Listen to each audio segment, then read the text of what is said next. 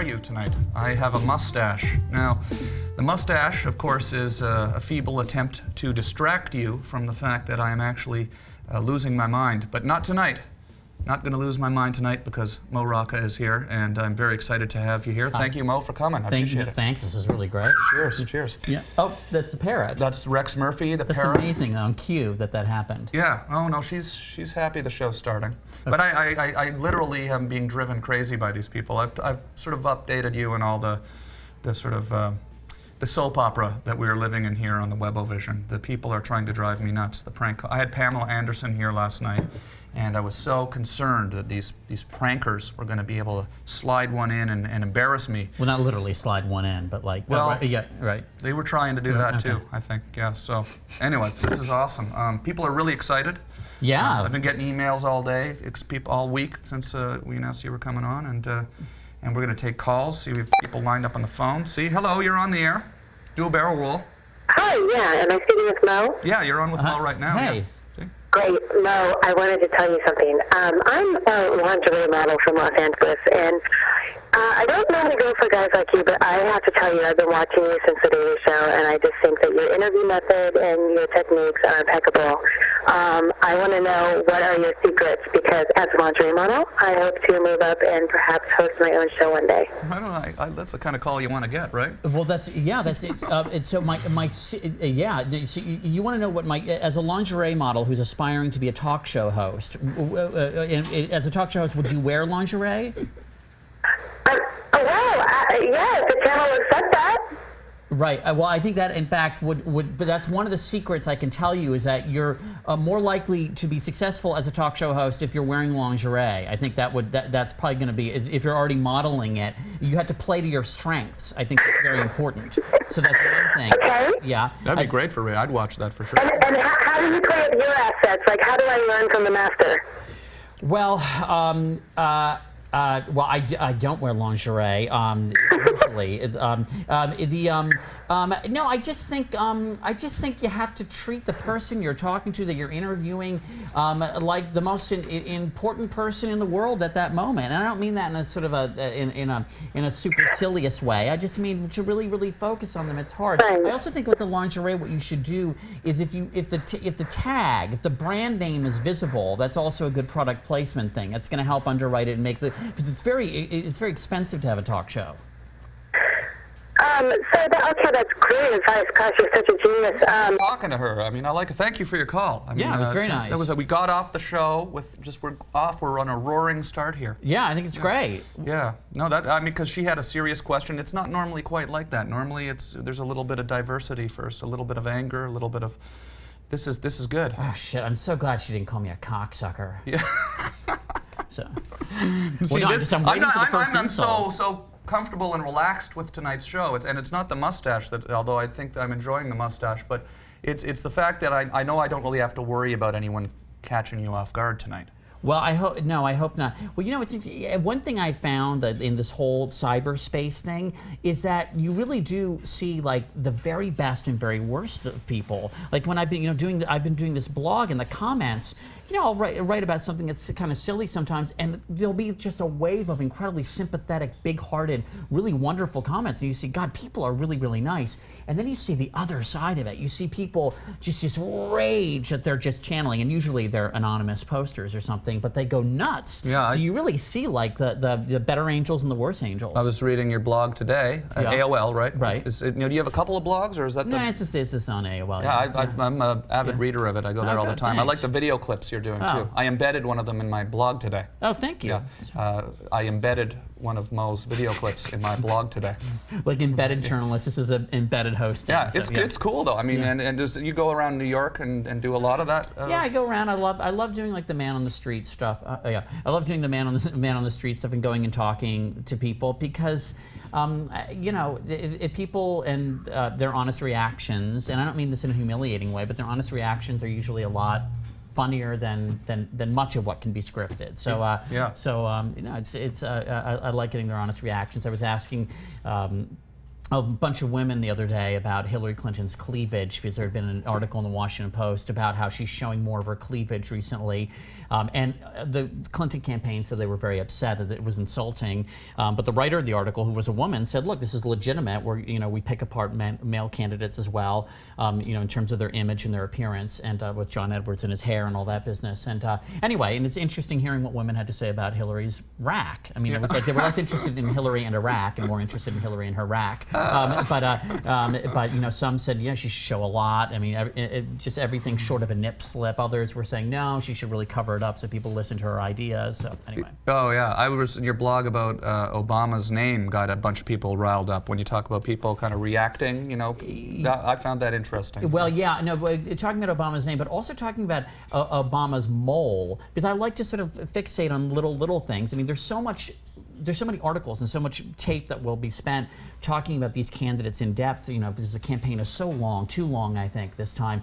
But Obama has this mole, and I asked people, keep, remove, or hide, and the majority of people wanted him to keep his mole. Others keep, remove, or hide. I've never seen the mole. I'd never noticed the mole up till now. I will be looking for it. One person that wanted to, I think, kick the crap out of me said, "You made it. It wasn't a story before you made it one." Well, so anyway, but he was in the you cover broke the mole story. Exactly. Yeah. No, but on the cover of Time magazine, you could see it's this big mole, and and it could grow. It could grow hair. I don't know, and it's interesting. Anything could happen. Did you watch the YouTube debates? I did watch the YouTube debates, and I thought I don't think the debates are really debates. They're question and answer sessions. These people are all behind their podiums, and if I were really pretentious, I'd say podia, because it's the plural of podium.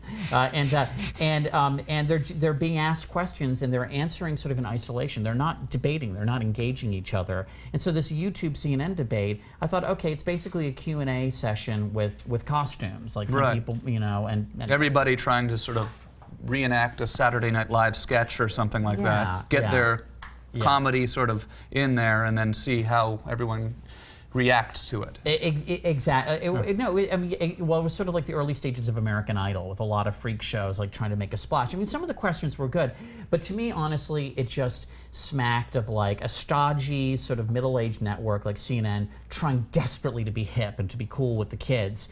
And now I'm sorry, I'm getting awfully in the weeds here, but this is where we usually flail around in the weeds here. These aren't weeds, by the way. This is great. Okay. Yeah, So I love this. hacking through these. Yeah. No, but what they did is they had people sending questions on videos, like YouTube videos, which sounds very edgy. They had them send the videos to a TV show where they proceeded to project them up onto what looked like one of those pull-down, classroom sort of, projection screens. So they were really poorly lit. You couldn't really see. Sometimes they were washed out. Sometimes they were too dark.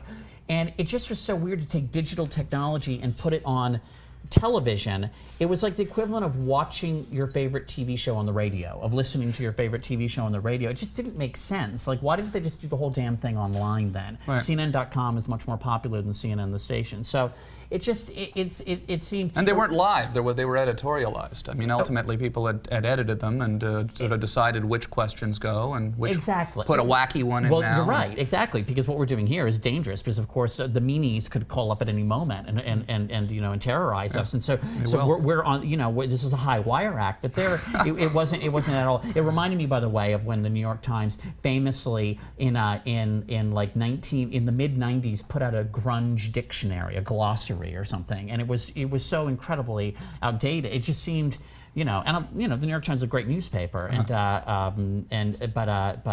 it just sort of grasping for hipness. Right, so, right. Yeah. What's it now? That must be kind of interesting when you're working at CNN, though. I mean, you worked with Larry King, covered the Democratic Convention, awesome. Was it? The Democratic Convention? Yeah, Democratic and Republican Convention with the King. Oh, and the Republican one, too. Yeah, okay. yeah. That's got to be kind of interesting, injecting your humor into that sort of a serious environment like that. Well, first of all, I love him. I'll go to my death defending him because he's one of these rare interviewers in news that is a very smart guy, but doesn't spend his questions trying to demonstrate how smart he is. Like a lot of interviewers, you know, their questions will contain their own answers, and they're just looking for confirmation from the person they're interviewing. But Larry King is a really, really smart guy, and his talent, I think, is asking the question that people at home want asked.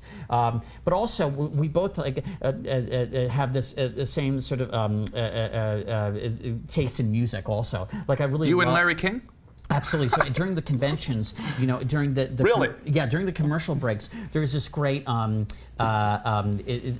of vaudeville songs by Bobby Darin and Johnny Mercer. They sang them together as duets, like novelty songs. And Larry and I knew all the lyrics to all these songs, so we'd sing them together, you know, off camera, much to the chagrin of Tucker Carlson. And then of course the show would come back from commercial break, and we'd stop.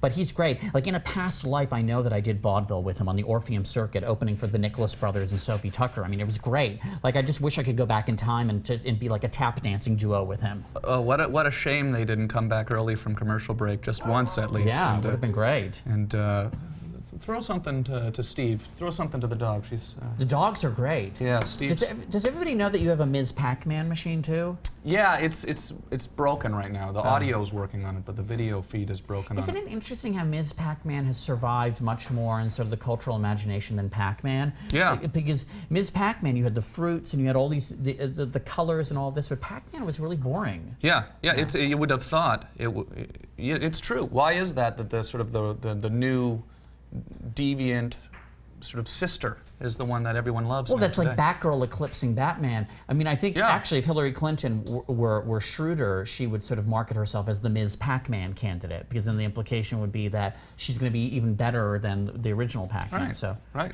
yeah. That's good. That'd be a good blog, maybe. That'd be good for your blog. Yeah. Hey guys, how you doing? Three amigos from Pittsburgh here, as we This know is them really as. cool. I love Pittsburgh. You've been to? It's one of the few cities I haven't been to in America. It's a great city. Hey guys, you're on the air with Mo Rocca here. Let's have you have a question? Anything particular you want to ask tonight? I know you guys are fans of political discussion. Yeah, we understand you have a show on Sirius Satellite Radio, correct? You know what? I did. It got dumped. The whole station got dumped. Really?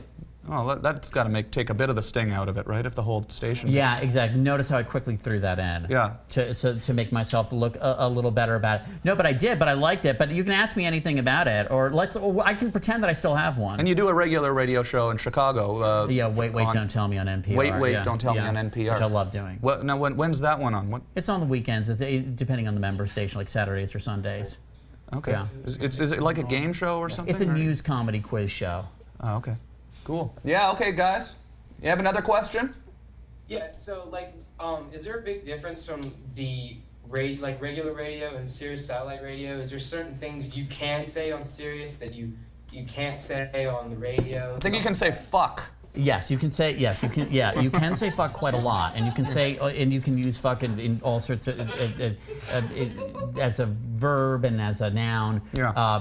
Yeah, and then but no. The biggest difference is that the main constituency of satellite radio is truck drivers. So there were a lot of truck drivers that would call, and I actually really liked that a lot. So I was trying to cultivate a truck driver fan base. I don't know if truck stop whores listen to satellite radio. No, that was the dog over here. I think they think something's going on their end. What you got to do, Victor, when she does that is you got to go get a little treat out of the kitchen. Can I ask the kids a question? Yeah, let me go. Let me take care of the dogs. Do you mind holding on? Yeah, no. Which of the Victor's hasn't done now I this know before. how I feel about this, but which of the three rivers is your favorite in Pittsburgh? Can they hear you, or they? It was the She freaks The out what? to stick something in her mouth. Hey, Monongahela. shut Yeah, up. I love the Monongahela. I've always preferred it to the Allegheny, although I love the Ohio River, especially when it goes between Kentucky and Ohio.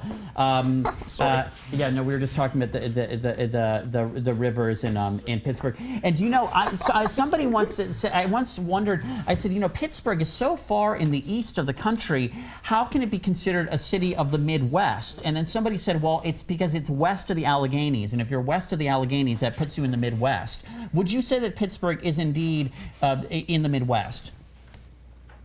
I always considered it like east. I wouldn't say like far east, but I would never really think of it as the Midwest. I always think of like Ohio as being the Midwest. Okay, so maybe it's more like the Middle East. Or Mid-East, right, or something like that. Okay. You are, thanks guys. Where are you? We should call this, where are you? We want to have a thing where we're installing a program which we're going to get into the computer soon using Air Force technology, secret Air Force technology. It's going to read the IP address of people's Skype, and then it's going to instantly access their location on Google Earth and then take a picture of their house. So when we get the kid from Pittsburgh, we'll say, you know, is this your house? And then we'll cut. We're going to do that. Well, that's awesome. So then if Osama bin Laden calls into the show, boom, right there. Yeah, we got him. Now what? Now, but you were nice enough to have done my show on MTV. Yeah, it was a great show. And we did a bit where you named the capital city of every country in the world. Yeah.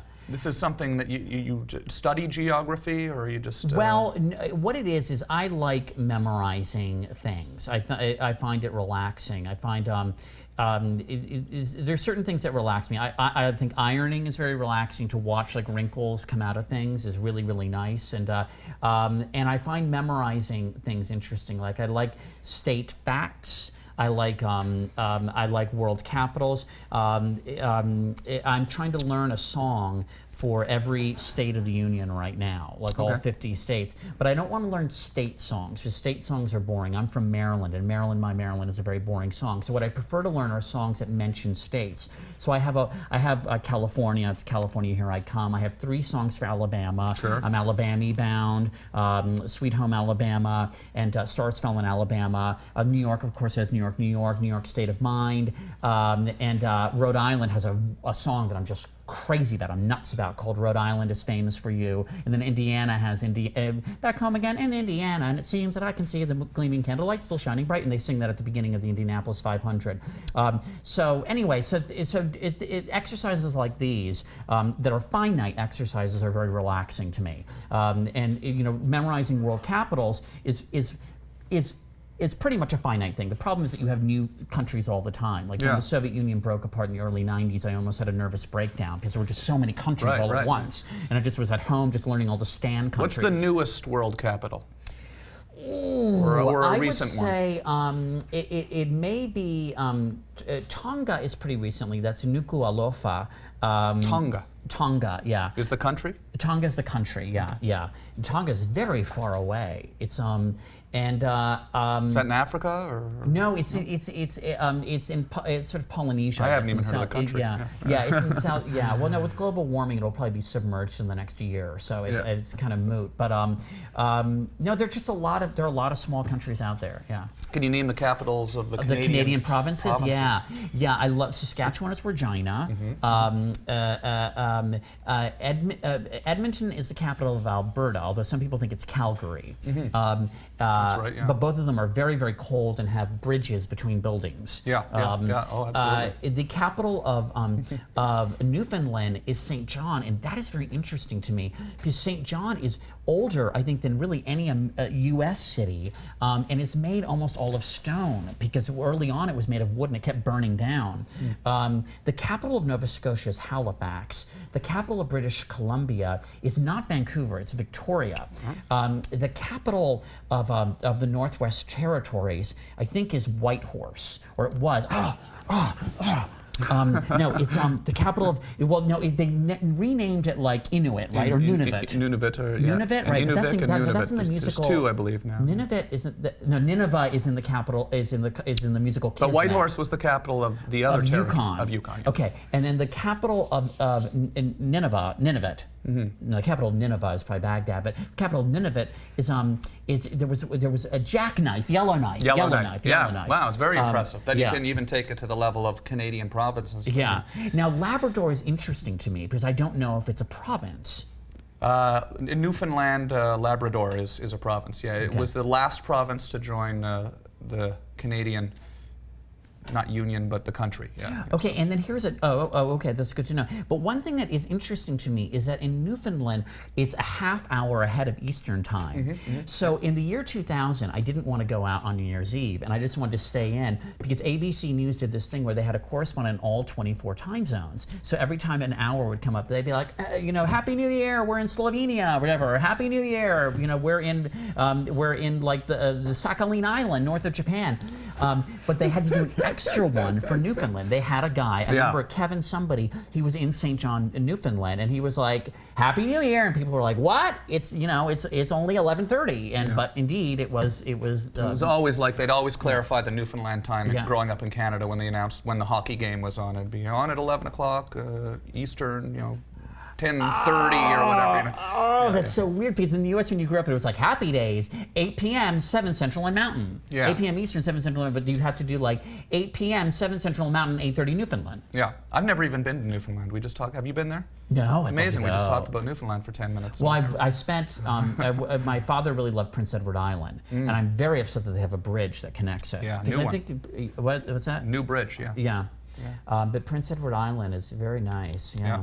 Hey, you're on the air. Yeah. You're on the air with Mo. Maybe we could test this throughout the show. If you have a country in the world, a capital that I'd like to be able to guess where people are from by giving me clues. Okay. Where they are, not where. Hi. I have 2 questions. Yeah. When is Prank Star coming to DVD or theaters? Mr. Rocca, are you going to help Bob Barker this time since you're big into animal rights? Are you going to help him get the neutering bill passed? And is Bob Barker doing that? Bob Barker is of course big into neutering and the spaying of animals. If I had been named host of Price is Right, I would help. I would have the capacity to help in a big way. Instead, I'll just actually have to manually help neuter animals. Would you have wanted to host the Price is Right? I always liked the Bargain Train and the Golden Road and Plinko.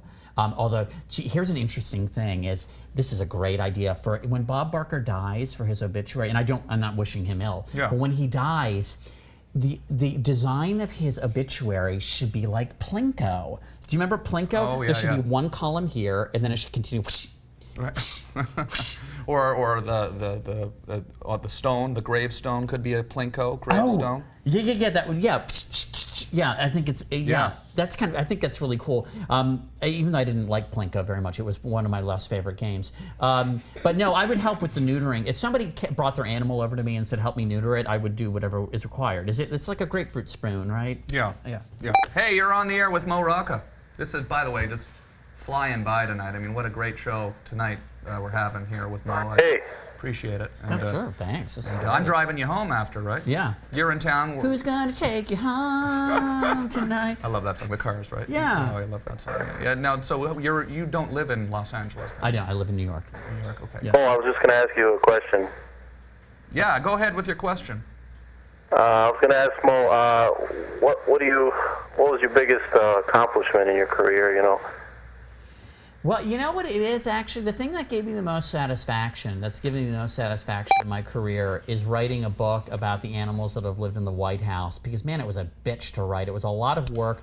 And I went into it naively, and I'm glad that I did, because I didn't realize that people on TV, many people on TV and in movies or whatever, when they write books, they're not really writing them. Like, everybody kept asking me in the course of writing this, although I'm sure you wrote yours, that in the course of writing mine, everyone said, okay, so who's writing it for you? And I thought it was a strange question, but I worked my ass off on this book, and I learned everything about all the animals that have lived in the White House, and I can tell you all about them now. I can tell you that every single pets you were talking about, of course. Yes, Teddy Roosevelt, who I love, because Teddy Roosevelt was an asthmatic child who grew up to have a neck like a walrus. I mean, the man was so robust, he fought through his illness and through his weakness, and he had 36 animals. And he had a zebra, he had an antelope, he had 4 pigs, he had...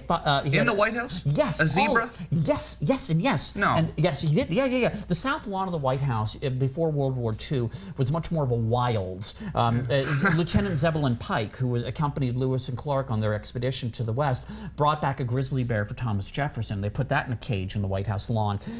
But Teddy Roosevelt had this pet. Had a 6-toed cat named Slippers, but the pet that I loved that he had was a rooster with one leg, and his children. He had wonderful children. My favorite presidential children were the Teddy Roosevelt children. Built the rooster a crutch. And I just loved it because I felt that really symbolized Teddy Roosevelt, a man who began life challenged, handicapped, whatever you want to call it. He was severely asthmatic, but just indefatigably fighting through. And this rooster with that crutch, just to me, was Teddy Roosevelt. Yeah. And so writing this book was a very gratifying experience. You never hear about the zebra though, or the antelope. I mean, I could see how maybe not hearing about the chicken, but I mean, you think that would be more documented? That's amazing. I feel like the zebra especially was more sort of like a sweeps stunt. That's like what you do during re-election. It's like a Hearst Castle thing or something almost. You know? Exactly. You know?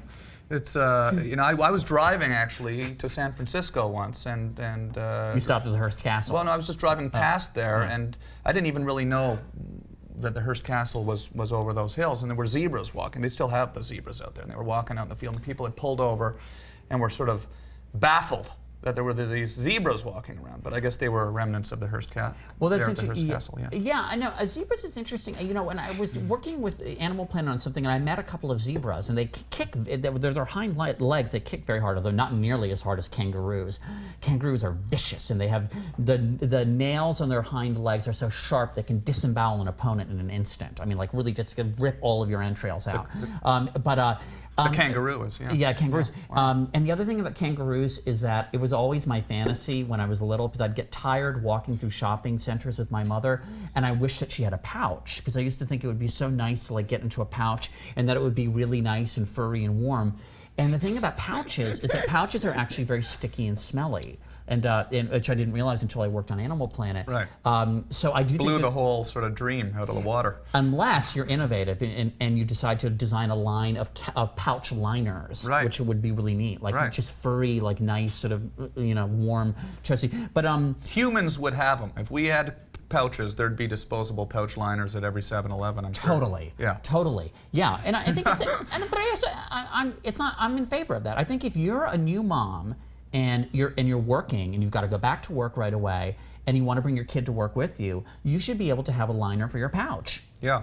Oh yeah. Now wait a minute. Now, how did you find out about the zebras? Really, is this something? Do you have to go to the Library of Congress, or is this? I worked my ass off. First of all, I own every book that's been written on presidential pets. I think pretty much all of them are out of print, except mine now, which hopefully that won't happen too soon. No, I mean, I learned. I mean, we can talk about any president. I can tell you about their pets. There's some really great pet stories out there. Yeah. William Howard Taft was our fattest president. Guess what he had? As a pet. Well, do you see? I don't know. Not an elephant. That would be obvious. No, but James Buchanan had an elephant that was given to him by the King of Siam. At the White House. He had to give it to the zoo, okay. but Martin Van Buren had 2 tiger cubs from the Sultan of Oman, and he was forced to donate them to the zoo by congressional order. Oh yeah, because he kept them on the South Lawn. That South Lawn was just—it must have had a shit from all different kinds of animals. Yeah. Oh yeah. Very rich grass. Oh yeah. Now wait. At what point did you realize that you were a sponge for this kind of knowledge? You went to Harvard, right? So yeah. Obviously you. What did you take in Harvard exactly? What was? I read. I took reading. I studied English lit. Yeah. And then worked as a writer for. Yeah, I worked. Your first job was a children's book. I wrote for a children's TV show called Wishbone. Now a lot of like the web savvy kids are the right age right now to know that show. Wishbone was a dog, a Jack Russell Terrier, who in his dream life became the heroes of classic novels. Yeah. So he lived in this neighborhood and he'd walk around on 4 legs, as dogs are wont to do, and then he would have an experience and he'd say, "Oh my God, this reminds me of Romeo and Juliet." And then his dream life, he was dressed up in people clothes, right, or well, dog clothes, but anthropomorphized, whatever, and he would be Romeo in this fantasy life, and it would go back and forth between the contemporary and it was a very good show actually. Yeah. And I was very lucky to write. It was funny because I was reading your Wikipedia page today, getting ready for the interview, and it was from that to Perfect 10 magazine was you were an editor at a. Yeah, I worked at an adult men's magazine that featured models without breast implants, and when I lived in Los Angeles here for a short time, I worked there, and the guy lives not far from here, Norm Zeta. Very nice guy. He paid me $150 an hour. as a consulting editor for the magazine, which essentially meant that I made sure that the grammar was correct in the magazine. He was very nice guy, but highly neurotic, and didn't want any grammar, any syntax wrong, even though there was very little actually written in the magazine. This is important when you're reading perfect Yeah, it was tense. just, he just was a real stickler for that. So he paid me a lot of money. He was very generous, very honest, and it was a great experience. Yeah, that's like me on, not tonight, but on most nights, worrying about the audio here as if anyone's listening. You know what I'm saying? Hello, how are you? What's going on? Hi, Tom, I love you. Thank you. Rocca, Yeah. Nice. who wears short shorts? See, that's one of the types of pranks we get at. But that's actually kind of, I actually kind of like that. Oh, he's referring to your shorts. Yeah, you're wearing shorts. Yeah, that is good. See, that's kind of Yeah, I mean, positive, at least. Yeah. A positive and fun prank. We like that. My Wikipedia entry says that I like tight, colorful pants, which is not true. I don't know what that means. And it says that you often get compared to Waldo. Where's yeah, Waldo? yeah. When I did all those VH1 shows, like I Love the '80s and stuff, that came up, which is fine. Yeah. Yeah, I had an email from people today. Were emailing me asking me if you had ever thought about getting a Waldo tattoo. Oh, that's interesting. I should get a tat. Yeah. Yeah, I don't know. We had Kat Von D up here last week, who's a tattoo artist from that show Miami Ink. And she whipped out a tattoo needle live, didn't tell me this was going to happen, and just handed it to me and said, tattoo me somewhere. You know, and I ended up tattooing her right there live. Maybe we could do that live some night. Oh, that's cool. Yeah, I'd definitely come back for a tat. Get Kat to do that. Hey, how you doing, Cassiopeia Tessara? Cassiopeia Tessara. Cassiopeia Tessara, how are you doing? Great to have you on the air with us tonight with Mo Rocca. Hi. Hi. So, do you have a question, something you'd like to talk about with us here tonight? Lots, but my main question was, I originally wanted to do English before I decided to do music, and I was just wondering, were you planning on doing anything else besides show business with your English degree, or when you went into Harvard, were you thinking, I'm going to use this degree to write as a writer for shows and things like that? Well, that's a very good question. A couple of things. I wasn't. We didn't have a drama major, so I would have done that, and that felt like the closest I could get to it. In retrospect, I would have done history because I became a big American history buff, and I've been all around the country visiting the homes and grave sites of our past presidents. Obviously, past of their grave sites. But I specifically did not have a plan, and I'm very anti planning of these things. In fact, I feel like, just to make this concise here, when I graduated from school, I did a bunch of things, including writing for this show about a dog that teaches kids about literature. But then I had this urge, this itch to go around the country and visit homes and grave sites of past presidents. I just wanted to, and I started meeting amazing characters at the homes of presidents that you can't remember were actually president. All the guys between Lincoln and Teddy Roosevelt with all the facial hair. They're usually from Ohio. A couple of them were knocked off by anarchists. And I met really, really interesting people there, and I had no plan. I remember my father at the time was like, what are you going to do with this? Are you going to write a book or something? And I said, no, I don't know. And I just took notes and I took pictures. And then with the stories that I accumulated from this trip, I ended up getting onto The Daily Show on Comedy Central because I had come back with a bunch of interesting stories that I didn't know what to do with. And then somebody said, oh, you should go to Comedy Central and you should sort of submit these. And one of the stories at the Warren Harding House in Marion, Ohio, I met a man that was so obsessed with Florence Harding, the First Lady, that he dresses up as her to give tours of the house. And so he was like, but it wasn't like a shticky drag queen act. It was really actually kind of riveting and engrossing. And anyway, so were you videotaping this, or was no, it you just were taking stills and writing and taking notes? And then I said, I should do something with it. I wrote some articles. I couldn't sell them, but then I said, well, I've got all this material and these great characters, and it's kind of interesting. And so then I went to Comedy Central and I said, here's, I could write for you, or I could actually be a correspondent. And they said, well, you're so excited about this material, we'll let you go on camera. But I mean, my point is larger, not to be preachy, but I just think, like, if something draws you and it luxuriate in that, and just like pursue it and learn what you can about it, and it will lead to some place. But I'm just not a big 5-year plans were for the Soviet Union. They had these 5-year plans and they never met their goals. They never could grow enough grain to feed everybody. So I just don't do 5-year plans. We do have a lot of people watching that are really taking notes, I'm sure, listening to this advice. Do you really think so? No, because this is a young, interactive, video sharing audience. A lot of our viewers are trying to make funny videos and things like this. They'd probably really love to know exactly how do you get a job at your first job at the Daily Show. I mean, Well, that's how I did it because I think that I think that I'm always drawn to people who are specialists. So, you know, in whatever field of work they're in, or life, whatever. So, like, if you have a specific, if you're interested in I don't know, in growing bamboo. I'm actually trying to. Somebody gave me some bamboo, and I'm having trouble growing it, and right now. But I mean, if that's what I mean, whatever it is, even if it doesn't obviously have an application to some sort of job later on, it'll just make you more interesting, and it'll end up getting you a better job and a more fulfilled life. I mean, isn't that what we all want? I mean, the world could blow up at any moment. Might as well just have an interesting life while we're here. Sorry, that was a real downer. Cassiopeia, what kind of a name is that? It's Greek mythology. That's what I thought. I study mythology. But, Oh, you're studying. Oh, where are you exactly? What part of the world are you in? Maryland. But I'm Maryland. Okay. moving to England probably. Cool. Well, thanks for your call. We appreciate it. That's Bye. nice having you on the Cassiopeia. show. I liked in your AOL video blog where you were going around asking people how all different questions of how much is it to ride the subway in New York, how much for a dime bag of weed, and then you pull out the weed, and then the guy says, that's not weed. The guy nails you on it, not being weed. That was funny. Well, it's interesting because, you know, the things I've actually, and I'm going to be blogging about this soon, and I've never smoked pot, and I'm not. I'm telling the truth right now. And it's interesting. My mother's Colombian, and every time I say that, I think it's kind of funny. I used to say it like, it's true that I've never smoked pot, and I'll say, and my mother's Colombian, and then they'll always go, oh, so you've probably done a lot of coke then. So, you know, and it's like, well, that's not what the intention of the joke is. I assumed that, like, Yeah, they are known for pot in Colombia too. I mean, I think they refine the coca into cocaine, but it's like, I didn't say my mother was Peruvian, where you actually get the coca beans from. So, or Bolivia, it's Peru and Bolivia. Sorry. Okay, but anyway, I've never smoked pot, and it's interesting.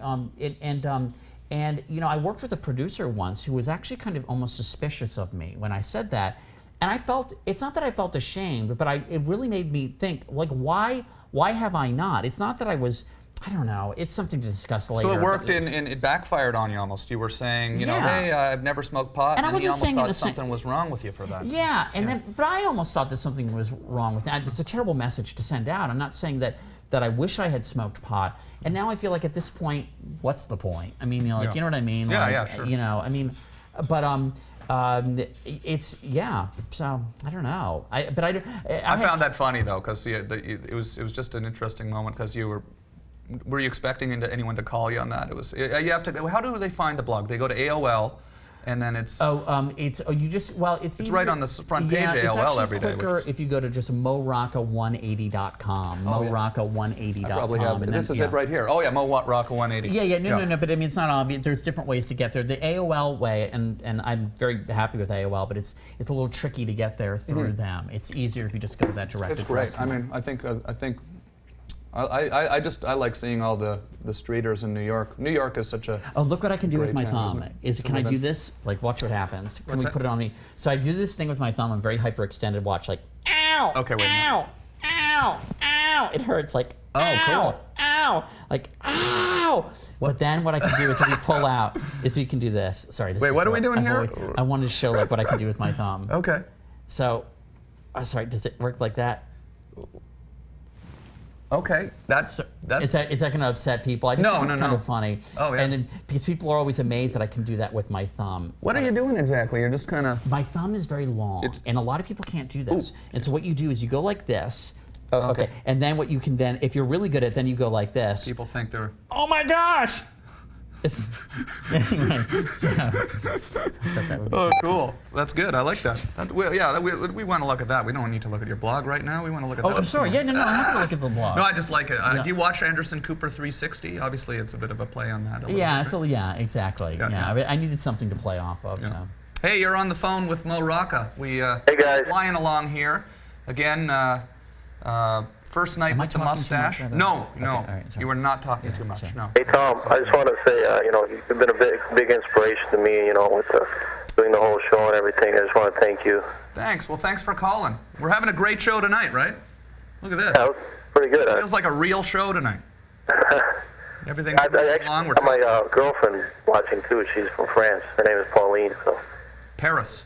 He likes it too. So. Capital. Yeah, hey Mo, I got a question for you. Yeah. I was going to ask you what the whole, I was reading your website today, and there's some controversy with the Kansas shirts, the college shirts that you wear. I don't know if you know about that. But. Yeah. I love Kansas. I think Kansas is a great state. I love the sunflower, which is their state flower, and I love all their cities. Topeka has a beautiful state capital. The people of Wichita are great. Dodge City has a great history. But what I love about Kansas is that Kansas has always been a bellwether because, of course, the bloody Kansas preceded the Civil War by 4 or 5 years. But Kansas, I've always preferred Kansas over Missouri, and I mean, there's great things about Missouri, and I'm trying to say Missouri the way they do. Is that the way they say it there? Yeah, they say Missouri? Missouri. They don't say Missouri. Yeah. They say Missouri. Yeah. But Kansas was an abolition. It was a free state, and Missouri was a slave state. And I'm sorry, I just am anti-slavery, and I don't think you have to apologize for that. Well, I just want to be clear about that, and just and not try to have it both ways. But Kansas was willing to be bloody, to bleed everywhere. Kansas was just was fucking bleeding everywhere, and because they wanted to keep slavery out of their state. Yeah. So this is why you wear the shirt to this day. You're not from Kansas. No, my God, I've been there a few times, and I like people from Kansas, and I think that Eisenhower was a terrific president. I mean, for God's sake, the man led NATO forces and defeated Supreme Allied Commander, defeated Hitler, so that we don't have to all be saying Sig Heil. Of course, I love Kansas. I actually have a list of some things that people wanted to ask you about. Midnight snacks. Yeah, Guys who pee sitting down. Yeah. A couple of things I'm getting. If any of this doesn't make sense, No, all of it. Midnight snacks make sense. Yeah, midnight snacks. No, I think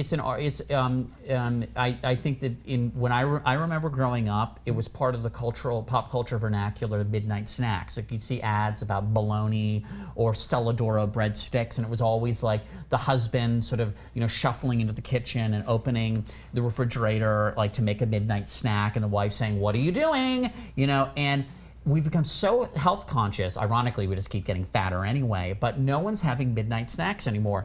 And the other night, I had terrible pangs of hunger because my personal trainer had just beat the crap out of me earlier in the day. So of course, suddenly my body was hungry, and it was about 2 in the morning, and I was lolling in bed. And I realized I had no midnight snack fixins. There was nothing. So, I mean, what I could have done is I could have gone into my kitchen and I could have just made a bowl of oatmeal or something. But, you shouldn't have, I don't know. It just didn't seem right. Like, I didn't have any, I didn't have, white bread and liverwurst or something like that. Right. Just nothing to snack on. Yeah, and I just think it's because the art of the midnight snack has died. Yeah. What about, now, okay, I don't know where I got all this information from. The internet's funny. Every time someone's coming on, they often pepper me with stuff I know about the Waldo thing. Gymnastics. Did you do gymnastics? Yes, I did gymnastics in the 6th grade, and I learned to do an aerial cartwheel, a cartwheel with no hands. But what I really wanted to do was a back... Really? You can do that? Yeah, I've done it as recently, probably as about 8 years ago, and I returned. But what I could not do is a back flip, and I tried to do a back handspring, and I actually fell on my head, and it was very traumatic. And so I returned to a gymnastics class only a few years ago and tried to learn how to do it, but I still couldn't break through that psychologically. I needed a spot on my back flip and my back handspring. It's the backward motion. So what I'd like to do in the next couple of years is really conquer that and learn how to do that. Yeah. Well, and why not? It's probably a good way just to get exercise. You really do have a personal trainer? Is that real? Yeah. I've been thinking of trying to do that. Oh, that's good. Must give you a lot. I mean, you seem like you have no shortage of energy. Is this from you exercise every day, or that's probably a lot. Most of that's from coffee. Coffee's really changed my life. It's made me very regular, also. But it gives you energy. Yeah. I got to get back into that. Okay, Mark, how are you? You're on the air. We'll whip through a few last Skypers here, and then let's look at some of these YouTube videos here that we put in the hopper today. That we pulled down. We pull stuff off down YouTube. Cool. Maybe you can explain what some of the stuff is. But Mark, first. Go ahead. Oh, okay. The Daily Show skit. Yes. You get me? Oh, yeah. Okay. Yeah, we got you. Yeah. All right. That Fool Me Once one? Sure. Yeah. Do you guys ever get any repercussions for stuff like that? That's interesting. He's talking about a little thing I did on the Daily Show, spot I did, where I was making fun of that President Bush kept getting the cliche, fool me once, shame on you, fool me twice, shame on me, and he got all tangled up in the words. And so I was sort of apologizing for Bush and said that it was actually an old Texas saying, that the screwed up version of it, and that he had it embroidered on pillows in his Crawford house. No, not really. We never really got crap. I mean, I'm trying to think. I mean, I can't think of it. The only time I ever felt threatened was at the Reform Party convention, but that's just because there were complete lunatics there, the people there in the Reform Party. People physically come at you? Well, it was interesting. Somebody came up to me and said, "You're just here to make us look like assholes." And I said, "Yes, I am. And that's why I'm going to the Republican and the Democratic conventions as well." But then he grabbed my shoulder. And that's when I really lost it, because I was wearing this cashmere linen blend jacket, this beautiful jacket that I just bought from Paul Stewart. And just the idea of a greasy Reform Party paw on my jacket just made me so indignant. And so I said, and hand me, and one thing led to another. And anyway, we were separated. And really? It was actual physical fight kind of broke out. Oh, no, well, I asked my cameraman to kick his ass for me. Yeah. Yeah, that's scary when that happens, though. I've done some bits for the Tonight Show that you're still doing them. Yeah, you were just at the Tonight Show tonight. Yeah, I have one tonight. Are you on? You're on tonight on the Tonight Show. Make sure you watch Mo on the Tonight Show tonight. But we went to a gun convention once with the Tonight Show crew I think it was in Arkansas, and everyone just assumed we were sort of, the left-leaning anti-NRA media. We were just there to shoot some guns and stuff, and people were wanted to, start something. Yeah, I don't know. Yeah, a lot of people are angry. But anyway. Hey, you're on the telephone with Mo Rocca. Now wait, what do we have in the hopper here today? What's some fun stuff we can look at real quick before? Thanks, Mark. Thanks, Mark. Appreciate that. Let's have a look at just some of these on the street questions and see what this is, and maybe Mo can tell us what some of this stuff is. Is this from your blog, or? I haven't seen this one yet. This is from AOL, yeah. But you know what?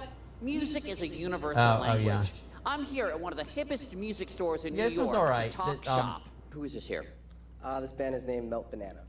Melt Banana. Yeah, this is like a hip indie music store that I went to, and I don't know a lot about independent music.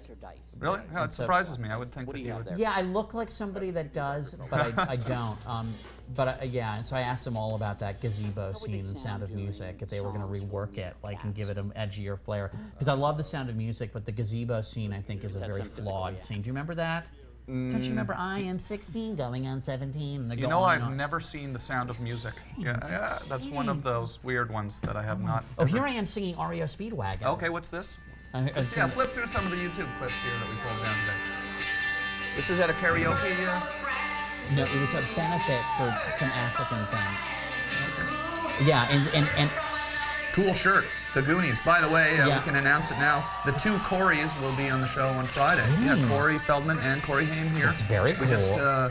Corey Feldman's been here once before, but together this Friday, right here on the National Webovision on Mania TV and TomGreen.com. So where was this? Joe's Pub. New York City? Downtown, like around Astor Place. So you look like you know how to get out and have a good time. So. Yeah, I think I was shaking a little bit too much. People like the Goonies T-shirt, and do you remember this the REO Speedwagon? Take it on the run, baby, if that's the way you want it, baby. Anyway, it was, the highest note was very difficult for me, so I had backup singers help me with that. Yeah. What else did we find on YouTube? Did you know that was on YouTube? I did know that. Yeah. Oh, okay. Yeah. This is from The Daily Show. Oh yeah, so that's a while ago. She will stop loving him. Now, how many years ago was that? That was Jeez, it's 2000. Yeah, so 7 years ago. Does that ever surprise you when you look at something from a few years ago and you think, well, I'm not saying you look younger there, but if you see yourself and you say, oh, well, look, that's a long time ago now. Yeah, it does. Yeah, maybe it does. Yeah, sometimes. Yeah, yeah, I think that. Although I'm kind of glad that I have gray hair now. So. Yeah, I like it. Yeah, thank you. I was thinking of getting some maybe. if this Webovision show keeps up like it's going, I'll get a lot more, I'm sure, soon. Okay. What are those? Somebody's from Manitoba. Jay from Manitoba. What's next for Mo? Possible 4chan? Oh yeah, that's somebody asking about 4chan is one of the sites that organizes these raids. This is Nadine here. Hey Nadine, how you doing? And this is Amy from Australia here. Ooh, how neat! Yeah, let's talk. Amy is called in a few times. Hey Amy, how's everything in Australia tonight? Hey, everything's good here. I think, though, you don't really want to talk to me tonight. I'm a bit boring. What? I think I got on here by accident tonight. Really? That's not it's a kind of a strange way of opening up the call. We're here, we're all excited. Yeah. We have, you've never talked to Mo before. We were talking about kangaroos before. Would you like to talk about koalas instead? I didn't realize that they could disembowel people. Can they really do that? Yes, they're toenail. I've never seen one disembowel someone. I'm not at all suggesting that we should gang up on kangaroos. I love kangaroos, and they can leap so high and so far. And I just really and I like them.